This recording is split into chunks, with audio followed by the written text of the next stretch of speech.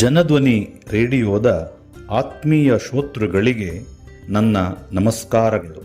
ಸ್ವಾತಂತ್ರ್ಯ ಹೋರಾಟಗಾರರು ಸರಣಿ ಕಾರ್ಯಕ್ರಮದಲ್ಲಿ ನಾನು ಈ ದಿನ ಸುಭಾಷ್ ಚಂದ್ರ ಬೋಸ್ರ ಬಗ್ಗೆ ಮಾತನಾಡಬಯಸುತ್ತಿದ್ದೇನೆ.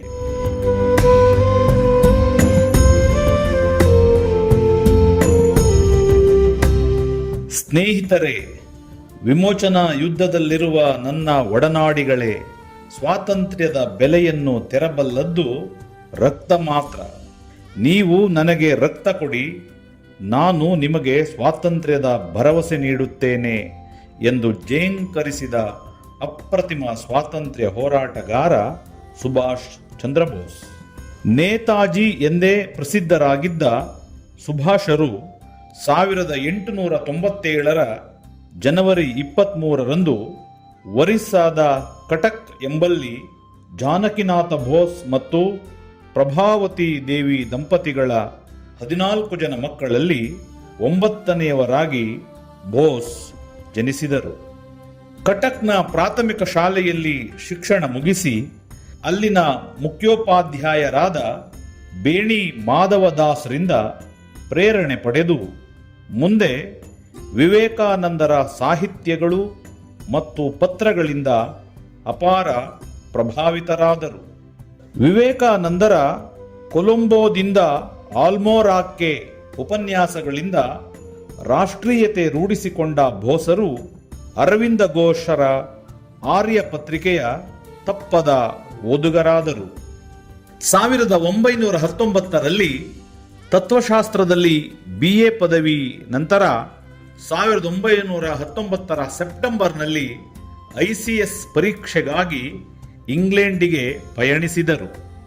ICS ಪದವಿ ಪಡೆದು ವಿದೇಶಿ ನೌಕರಿಯನ್ನು ತಿರಸ್ಕರಿಸಿ ಭಾರತೀಯರು ಯಾರಿಗೂ ಕಮ್ಮಿ ಇಲ್ಲವೆಂದು ಬ್ರಿಟಿಷರಿಗೆ ಮೂತಿ ತಿವಿದು ಹೇಳಿದರು. 20 ತಿಂಗಳ ಬ್ರಿಟನ್ ವಾಸದ ನಂತರ 1921ರಲ್ಲಿ ಭಾರತಕ್ಕೆ ಮರಳಿದರು. ಅಂದೇ ಗಾಂಧೀಜಿಯವರ ಮೊದಲ ಭೇಟಿ ಬೋಸರಿಗಾದುದು. 1921ರಿಂದ ಚಿತ್ತರಂಜನ್ ದಾಸರ ಮಾರ್ಗದರ್ಶನದಲ್ಲಿ ಯುವಕರ ಸಂಘಟನೆಗೆ ಆದ್ಯತೆ ನೀಡಿ ಚಳುವಳಿಯ ಕಡೆಗೆ ಆಸಕ್ತಿ ಬೆಳೆಸಿಕೊಂಡರು. ಒಂದು ಚಳುವಳಿಯ ಸಂದರ್ಭದಲ್ಲಿ ಮ್ಯಾಜಿಸ್ಟ್ರೇಟರು 6 ತಿಂಗಳ ಸಜೆ ಘೋಷಿಸಿದಾಗ ಬರಿಯ 6 ತಿಂಗಳೇ, ನನ್ನದೇನು ಕೋಳಿ ಕದ್ದ ಅಪರಾಧವೇ ಎಂದು ಗುಡುಗಿದ್ದರು ಬೋಸ್. ತಾನು ಕಷ್ಟಪಟ್ಟು ಗಳಿಸಿದ್ದ ICS ಪದವಿಯನ್ನೇ ತಿರಸ್ಕರಿಸಿ ಸ್ವಾತಂತ್ರ್ಯ ಸಂಗ್ರಾಮಕ್ಕೆ ಧುಮುಕಿದ ಬೋಸರಿಗಿದ್ದ ರಾಜಕೀಯ ಚಿಂತನೆಯ ವೈಶಾಲ್ಯತೆ ಆ ಕಾಲದ ಯಾರೊಬ್ಬರಲ್ಲೂ ಇರಲಿಲ್ಲ. ರಾಷ್ಟ್ರ ನಿರ್ಮಾಣದ ಜವಾಬ್ದಾರಿಯುತ ಸ್ಥಾನದಲ್ಲಿದ್ದು ರಾಷ್ಟ್ರಹಿತಕ್ಕೆ ಧಕ್ಕೆಯಾಗುವ ಯಾವುದೇ ವಿಷಯಗಳಲ್ಲಿ ದುರ್ಬಲ ನೀತಿ ಹೊಂದಿರಬಾರದೆಂಬ ಸುಭಾಷರ ದಿಟ್ಟ ನಿಲುವಿನ ಪ್ರತಿಧ್ವನಿಯಾಗಿತ್ತು ಆ ಮಾತು. ಕಾಂಗ್ರೆಸ್ನ ಬಲಹೀನ ನಾಯಕತ್ವ, ದುರ್ಬಲ ಒಪ್ಪಂದಗಳು, ಸ್ವಾಭಿಮಾನ ಶೂನ್ಯ ವರ್ತನೆಗೆ ಪ್ರತಿಯಾಗಿ ಆತ್ಮಾಭಿಮಾನದ ಸ್ವರಾಜ್ಯ ಹೋರಾಟಕ್ಕೆ ಬಲ ತುಂಬಿದವರು ಸುಭಾಷರು. ಶೀಘ್ರ ಸ್ವಾತಂತ್ರ್ಯ ಪ್ರಾಪ್ತಿಗಾಗಿ ಅವರು ಮಂಡಿಸುತ್ತಿದ್ದ ವಾದಗಳು, ಅದಕ್ಕಾಗಿ ಶ್ರಮಿಸಬೇಕಾದ ತ್ವರಿತ ಸಿದ್ಧತೆಗಳ ಕುರಿತು ಬೋಸರ ನಿಲುವುಗಳೆಲ್ಲ ಕಾಂಗ್ರೆಸ್ನ ಮಂದಗಾಮಿ ಗುಂಪಿಗೆ ಅಸಹನೀಯವಾಗಿತ್ತು.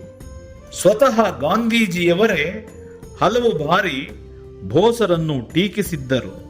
ಅವರಿಗೆ ದೂರಗಾಮಿ ಚಿಂತನೆ ಇಲ್ಲವೆಂದು ಆರೋಪಿಸಿದ್ದರು. ಆದರೆ 1938ರಲ್ಲಿ ಭಾರತದ ವಿಭಜನೆಯ ಮುಸ್ಲಿಂ ಲೀಗ್ ಬ್ರಿಟಿಷರ ತಂತ್ರಗಾರಿಕೆಯ ಕುರಿತು ಮೊದಲ ಬಾರಿಗೆ ಬಹಿರಂಗವಾಗಿ ಎಚ್ಚರಿಸಿದರೂ ಮಂದಗಾಮಿಗಳಿಗೆ ಕೇಳಿಸಲಿಲ್ಲ. ಅದರ ಪರಿಣಾಮವಾಗಿ ಮುಂದಿನ 9 ವರ್ಷಗಳಲ್ಲೇ ದೇಶ ಒಡೆದು ಹೋಳಾಯಿತು. ಬೋಸರ ದೂರಗಾಮಿ ಚಿಂತನೆಗಳಿಗೆ ಕವಡೆ ಕಿಮ್ಮತ್ತಿನ ಬೆಲೆ ಕೊಡದ ಕಾಂಗ್ರೆಸ್ನಿಂದ ಸ್ವತಃ ಹೊರಬಂದರು ಬೋಸ್. ಕಾಂಗ್ರೆಸ್ನ ಡೋಲಾಯಮಾನ ನೀತಿಗಳಿಗೆ ಬೇಸತ್ತು ಚಿತ್ತರಂಜನ ದಾಸ್ರಿಂದ ಸ್ಥಾಪನೆಯಾದ ಸ್ವರಾಜ್ಯ ಪಕ್ಷದ ಜೊತೆಗೆ ಚಟುವಟಿಕೆಗಳಲ್ಲಿ ಭಾಗಿಯಾಗಿ ಫಾರ್ವರ್ಡ್ ದಿನಪತ್ರಿಕೆಯ ನಿರ್ವಹಣೆಯ ಜವಾಬ್ದಾರಿ ವಹಿಸಿಕೊಂಡರು. 1925ರ ಜೂನ್ 16ರಂದು ಚಿತ್ತರಂಜನ ದಾಸ್ ನಿಧನರಾದ ಮೇಲೆ ಕ್ರಾಂತಿಕಾರಿ ಚಟುವಟಿಕೆಗಳಿಗಾಗಿ ಬೋಸರು ಬಂಧನಗೊಂಡು ಬಿಡುಗಡೆಯಾದರು. 1927ರ ನವೆಂಬರ್ನಲ್ಲಿ ಬಂಗಾಳ ಪ್ರದೇಶ ಕಾಂಗ್ರೆಸ್ನ ಅಧ್ಯಕ್ಷರಾಗಿ ಆಯ್ಕೆಯಾಗಿ ಗಾಂಧೀಜಿ ಪ್ರಣೀತ ಮಂದ ಮಾರ್ಗಕ್ಕಿಂತ ತೀರಾ ಭಿನ್ನ ದಾರಿಯನ್ನು ಸ್ವಾತಂತ್ರ್ಯ ಸಂಗ್ರಾಮಕ್ಕೆ ಆಯ್ದುಕೊಂಡರು. 16 ಚಳುವಳಿಯ ನೇತೃತ್ವ ವಹಿಸಿಕೊಂಡು ಅಪಾರ ಅಭಿಮಾನಿಗಳನ್ನು ಸಂಪಾದಿಸಿದರು. ಅಖಿಲ ಭಾರತ ಟ್ರೇಡ್ ಯೂನಿಯನ್ ಕಾಂಗ್ರೆಸ್ನ ಅಧ್ಯಕ್ಷರಾಗಿ ಆಯ್ಕೆಯಾಗಿ 1933ರ ಫೆಬ್ರವರಿ 23ರಂದು ಯುರೋಪಿನಲ್ಲಿ ಭಾರತ ಸ್ವಾತಂತ್ರ್ಯದ ಹೋರಾಟದ ಪರ ಅಭಿಯಾನ ನಡೆಸಿದರು. ನಂತರ ಇಂಗ್ಲೆಂಡ್, ಆಸ್ಟ್ರಿಯಾ, ಇಟಲಿ, ವಿಯನ್ನಾಗಳ ಭೇಟಿ, ತ್ವರಿತಗತಿಯ ಪ್ರವಾಸ, ಮಿಂಚಿನ ಓಡಾಟ, ಸ್ವಿಟ್ಜರ್ಲ್ಯಾಂಡ್, ಜೆಕೊಸ್ಲೋವಾಕಿಯಾ, ಪೋಲೆಂಡ್, ಜರ್ಮನಿಗಳಲ್ಲಿ ಭಾರತದ ಪರ ಪ್ರಚಾರ, ಇಟಲಿಯ ಬೆನಿಟೋ ಮುಸೋಲಿನಿ ಜೊತೆ ಚರ್ಚೆ, ಹೀಗೆ ಸ್ವಾತಂತ್ರ್ಯ ಸಂಗ್ರಾಮಕ್ಕೆ ಅಹರ್ನಿಸಿ ಶ್ರಮಿಸಿದರು. 1936ರ ಏಪ್ರಿಲ್ 8ರಂದು ಭಾರತಕ್ಕೆ ಮರಳಿದೊಡನೆ ಬಂಧನಕ್ಕೊಳಗಾದರು. 1938ರ ಹರಿಪುರದ ಕಾಂಗ್ರೆಸ್ನ ಅಖಿಲ ಭಾರತ ಅಧಿವೇಶನದ ಅಧ್ಯಕ್ಷತೆಯನ್ನು ವಹಿಸಿಕೊಂಡು ವಿದೇಶಿ ನೆಲಗಳ ಒಡನಾಟದಿಂದ ಪಡೆದ ರಾಜಕೀಯ ಅನುಭವ, ಒಳನೋಟಗಳಿಂದ ಬ್ರಿಟಿಷರ ಒಡೆದು ಆಳುವ ನೀತಿಯ ವಿರುದ್ಧ ಕ್ಷಾತ್ರ ತೇಜದ ಐತಿಹಾಸಿಕ ಭಾಷಣ ಮಾಡಿದರು. ದೇಶ ವಿಭಜನೆಯ ಬ್ರಿಟಿಷರ ತಂತ್ರದ ಸೂಚನೆ ನೀಡಿದರು. 1939ರಲ್ಲಿ ಕಾಂಗ್ರೆಸ್ ಅಧ್ಯಕ್ಷ ಗಾದಿಗೆ ನಡೆದ ಚುನಾವಣೆಯಲ್ಲಿ ಡಾಕ್ಟರ್ ಪಟ್ಟಾಭಿ ಸೀತಾರಾಮಯ್ಯರ ವಿರುದ್ಧ 215 ಮತಗಳ ಗೆಲುವು ಪಡೆದು ಗಾಂಧೀಜಿಯವರಿಗೆ ಇರಿಸು ಮುರಿಸಾಗುವಂತೆ ಮಾಡಿದರು. ಗಾಂಧೀಜಿಯವರ ಋಣಾತ್ಮಕ ಮಾತುಗಳಿಂದ ಬೇಸತ್ತು ಹಾಗೂ ಸ್ವಾತಂತ್ರ್ಯದ ಮೋಡಗಳು ಸಮೀಪ ಇರುವಂತೆಯೇ ಬ್ರಿಟಿಷ್ ಸರ್ಕಾರದ ಜೊತೆ ದುರ್ಬಲ ಕಾಂಗ್ರೆಸ್ನ ತಾರ್ಕಿಕ ನಡೆಗಳಿಂದ ಅಸಹನೆ ಹೊಂದಿ ಕಾಂಗ್ರೆಸ್ಗೆ ರಾಜೀನಾಮೆ ನೀಡಿ ಹೊರನಡೆದರು. 1940ರಲ್ಲಿ ಫಾರ್ವರ್ಡ್ ಬ್ಲಾಕ್ ಎಂಬ ಪಕ್ಷ ಸ್ಥಾಪಿಸಿ ಡಾಕ್ಟರ್ ಹೆಡ್ಗೇವಾರ್ ಜೊತೆ ಚರ್ಚಿಸಿ ಮುಂದಿನ ಹೋರಾಟದ ರೂಪರೇಷೆ ತಯಾರಿಸಿದರು. ಬ್ರಿಟಿಷ್ ವಸಾಹತುಶಾಹಿ ಆಳ್ವಿಕೆಯ ವಿರುದ್ಧ ಹೆಚ್ಚು ದೃಢವಾದ ಮತ್ತು ನೇರ ಕ್ರಮವನ್ನು ಪ್ರತಿಪಾದಿಸುವ ರಾಜಕೀಯ ಸಂಘಟನೆಯೊಂದು ಘೋಷಿಸಿದರು.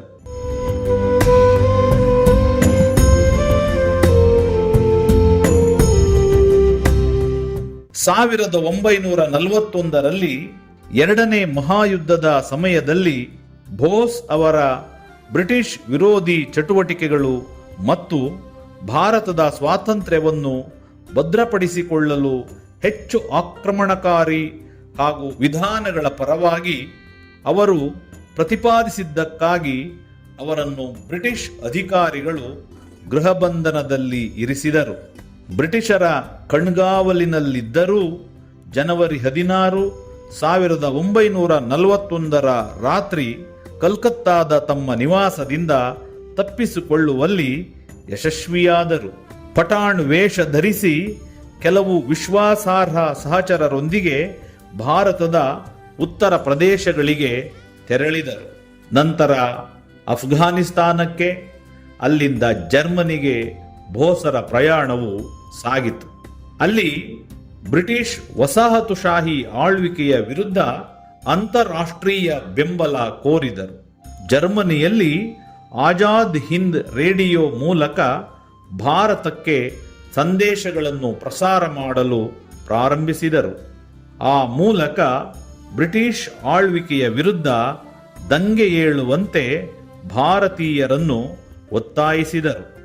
ನನ್ನ ಶತ್ರುವಿನ ಶತ್ರು ನನ್ನ ಸ್ನೇಹಿತ ಎಂದು ಬೋಸ್ ನಂಬಿದ್ದರು. ಭಾರತದ ಸ್ವಾತಂತ್ರ್ಯದ ಕಲ್ಪನೆಗೆ ಜರ್ಮನಿ, ಇಟಲಿ, ಜಪಾನ್ಗಳಂತಹ ಆಕ್ಸಿಸ್ ಶಕ್ತಿಗಳೊಂದಿಗೆ ಸಹಕರಿಸಲು ಯತ್ನಿಸಿದರು.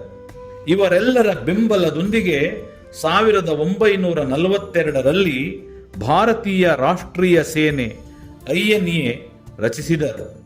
ಜಪಾನ್ನಲ್ಲಿ ಆಶ್ರಯ ಪಡೆದಿದ್ದ ಭಾರತೀಯ ಕ್ರಾಂತಿಕಾರಿ ರಾಸ್ ಬಿಹಾರಿ ಬೋಸರು INA ರಚನೆಯಲ್ಲಿ ಸುಭಾಷ್ ಚಂದ್ರ ಬೋಸರಿಗೆ ನಿರ್ಣಾಯಕ ಪಾತ್ರ ವಹಿಸಿದರು. 1943ರಲ್ಲಿ ಭಾರತೀಯ ರಾಷ್ಟ್ರೀಯ ಸೇನೆಯನ್ನು ಸ್ವಾತಂತ್ರ್ಯದ ಪ್ರಬಲ ಸಾಧನವಾಗಿ ಪರಿವರ್ತಿಸಲು ಸಿಂಗಾಪುರಕ್ಕೆ ಬಂದರು.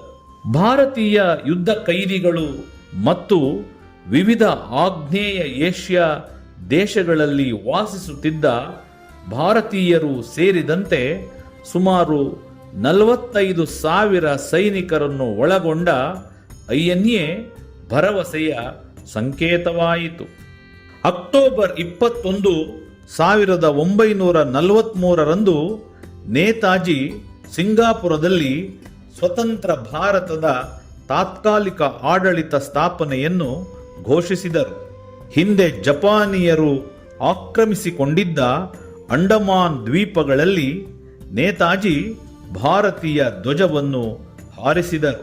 1944ರ ಆರಂಭದಲ್ಲಿ INAಯ 3 ಘಟಕಗಳು ಬ್ರಿಟಿಷರನ್ನು ದೇಶದಿಂದ ಓಡಿಸುವ ಪ್ರಯತ್ನದಲ್ಲಿ ಈಶಾನ್ಯ ಭಾರತದಲ್ಲಿ ಆಕ್ರಮಣವನ್ನು ಪ್ರಾರಂಭಿಸಿದವು. ಈ ಧೈರ್ಯಶಾಲಿ ಸೈನಿಕರು ಭಾರತೀಯ ನೆಲವನ್ನು ಪ್ರವೇಶಿಸಿದ ನಂತರ ತಮ್ಮ ಮಾತೃಭೂಮಿಗೆ ಉತ್ಸಾಹದಿಂದ ಗೌರವ ಸಲ್ಲಿಸಿದರು. ಆದಾಗ್ಯೂ ಅವರ ಶೌರ್ಯಯುತ ಪ್ರಯತ್ನಗಳ ಹೊರತಾಗಿಯೂ ಭಾರತವನ್ನು ಸ್ವತಂತ್ರಗೊಳಿಸುವ ಪ್ರಯತ್ನ ಯಶಸ್ವಿಯಾಗಲಿಲ್ಲ. ಭಾರತೀಯ ರಾಷ್ಟ್ರೀಯತಾವಾದಿ ಚಳುವಳಿಯು ಜಪಾನಿನ ಸರ್ಕಾರವನ್ನು ಭಾರತದ ಸ್ನೇಹಿತ ಎಂದು ಪರಿಗಣಿಸಲಿಲ್ಲ. ಜಪಾನ್ನ ಆಕ್ರಮಣಕ್ಕೆ ಬಲಿಯಾದ ದೇಶಗಳ ಜನರೊಂದಿಗೆ ಅದರ ಸಹಾನುಭೂತಿ ಇತ್ತು. ದೆಹಲಿ ಚಲೋ ಘೋಷಣೆ ಮತ್ತು ಜೈ ಹಿಂದ್ ವಂದನೆಗಳು INA ಸೈನಿಕರಿಗೆ ದೇಶದ ಒಳಗೆ ಮತ್ತು ಹೊರಗೆ ಸ್ಫೂರ್ತಿಯ ಮೂಲವಾಗಿದ್ದವು. 1944ರ ಕೊನೆಯಲ್ಲಿ ಬ್ರಿಟಿಷ್ ಭಾರತೀಯ ಸೇನೆಯು ಭಾರತದ ಮೇಲಿನ ಜಪಾನಿನ ದಾಳಿಯನ್ನು ಹಿಮ್ಮೆಟ್ಟಿಸಿತು. INA ಸೈನಿಕರಲ್ಲಿ ಅರ್ಧದಷ್ಟನ್ನು ಬಂಧಿಸಿತು. ಉಳಿದ INA ಸೈನಿಕರನ್ನು ಮಲೆಯ ಪರ್ಯಾಯ ದ್ವೀಪದಿಂದ ಓಡಿಸಲಾಯಿತು. ಸೋವಿಯತ್ ಒಕ್ಕೂಟದಲ್ಲಿ ಭವಿಷ್ಯವನ್ನು ಹುಡುಕಲು ಬೋಸ್ ಮಂಚುಕುವೋಗೆ ತಪ್ಪಿಸಿಕೊಳ್ಳಲು ಆಯ್ಕೆ ಮಾಡಿಕೊಂಡರು. ಅದು ಬ್ರಿಟಿಷ್ ವಿರೋಧಿಯಾಗಿದೆ ಎಂದು ಅವರು ಅಚಲವಾಗಿ ನಂಬಿದ್ದರು. ಆದರೆ ಅದೃಷ್ಟದ ಆಟ ಬೇರೆಯದೇ ಆಗಿತ್ತು. ವಿಧಿಯ ಬರಹ ಓದಲಾಗದಾಗಿತ್ತು. ಆಗಸ್ಟ್ 18, 1945ರಂದು ಜಪಾನಿನ ತೈವಾನ್ನಲ್ಲಿ ಬೋಸ್ ಅವರಿದ್ದ ವಿಮಾನ ಅಪಘಾತಕ್ಕೀಡಾಗಿ ಅವರು 3ನೇ ಹಂತದ ಸುಟ್ಟ ಗಾಯಗಳಿಂದ ನಿಧನರಾದರು ಎಂಬ ಸುದ್ದಿ ಹರಡಿತು. ಬಹಳಷ್ಟು ಭಾರತೀಯರು ಈ ಅಪಘಾತ ಸಂಭವಿಸಿದೆ ಎಂಬುದನ್ನೇ ನಂಬಲಿಲ್ಲ.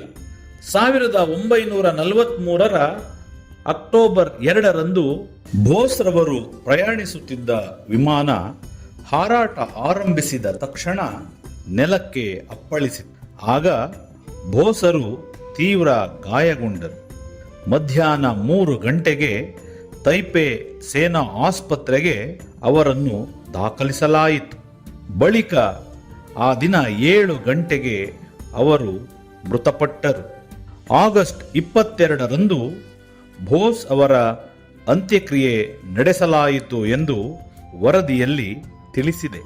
ಸುಭಾಷ್ ಚಂದ್ರ ಬೋಸ್ರವರ ಸಾವಿನ ಸಂದರ್ಭಗಳು ನಿಗೂಢವಾಗಿಯೇ ಉಳಿದಿವೆ ಮತ್ತು ಅನೇಕ ಪುಸ್ತಕಗಳು, ಚಲನಚಿತ್ರಗಳು ಪಿತೂರಿ ಸಿದ್ಧಾಂತವನ್ನು ಪ್ರಚುರಪಡಿಸುತ್ತಿವೆ. ಅವರ ಸಾವಿನ ಕಾರಣದ ಬಗ್ಗೆ ಭಾರತ ಸರ್ಕಾರ ಹಲವು ವಿಚಾರಣೆಗಳನ್ನು ಸಹ ನಡೆಸಿದೆ. ಹೆಚ್ಚಿನ ಸಂದರ್ಭಗಳಲ್ಲಿ ಅವರು ವಿಮಾನ ಅಪಘಾತದಲ್ಲಿ ಸಾವನ್ನಪ್ಪಿದ್ದಾರೆ ಎಂದು ಬಲವಾಗಿ ಪ್ರತಿಪಾದಿಸಿವೆ.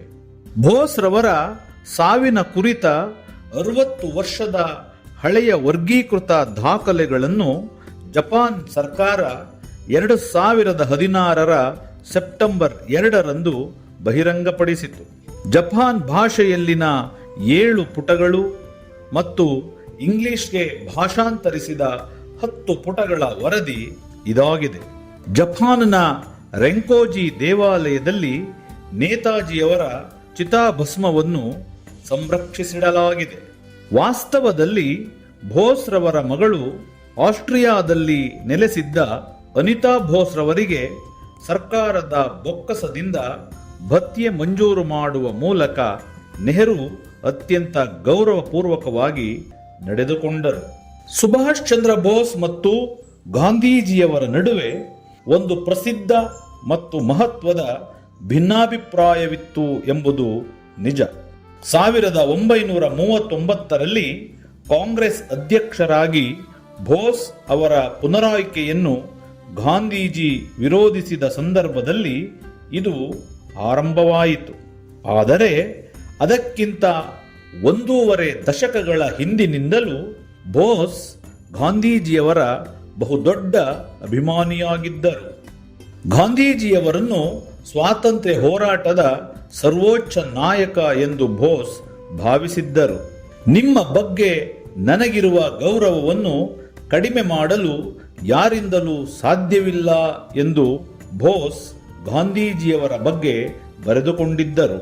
ಮತ್ತೊಂದು ಪತ್ರದಲ್ಲಿ ಇತರರ ವಿಶ್ವಾಸ ಗೆಲ್ಲಲು ಸಾಧ್ಯವಾದರೂ ಭಾರತದ ಅತ್ಯಂತ ಶ್ರೇಷ್ಠ ವ್ಯಕ್ತಿಯ ವಿಶ್ವಾಸ ಸಿಗದಿರುವುದು ನನ್ನ ಮಟ್ಟಿಗೆ ದೊಡ್ಡ ದುರಂತವೇ ಸರಿ ಎಂದು ಬರೆದುಕೊಂಡಿದ್ದರು.